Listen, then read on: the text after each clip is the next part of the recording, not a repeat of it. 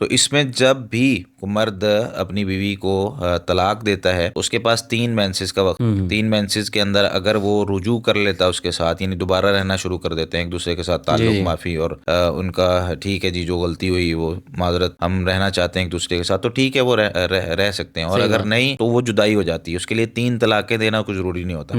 اور ہمارے یہاں تو ہر مہینے وہ ایک نوٹس بھیجتے ہیں لازمی طور پہ تاکہ پھر یہ علیحدگی ہوگی وغیرہ. نہیں، شریعت کا طریقہ اس کو، یہ طریقہ اصل میں ہم لوگ نا سیکھتے نہیں ہیں. ہاں جی، ہمیں جو ہے نا وہ شریعت کا پتہ ہی نہیں ہے کہ طلاق کی وجوہات کیا ہیں. تو اس سے پہلے ہم یہ کہتے ہیں کہ بھائی طلاق سے پہلے جب ہم نکاح کو سیکھتے نہیں ہیں، نکاح کے معاملات نہیں سیکھتے، یعنی عورت کو اپنے فرائض اور واجبات کا نہیں پتہ، مرد کو اپنے فرائض اور واجبات کا نہیں پتہ، تو کیسے جو ہے نا وہ نباہ ہوگا. یعنی وہ اپنے ذہن میں سوچ رہی ہوتی ہے کہ یہ اس طرح ہوگا، مرد سوچ کے بیٹھا ہوتا ہے ایسے ہونا چاہیے کہ میری بیوی کو یہ کرنا چاہیے، میری خدمت ایسے کرنی چاہیے.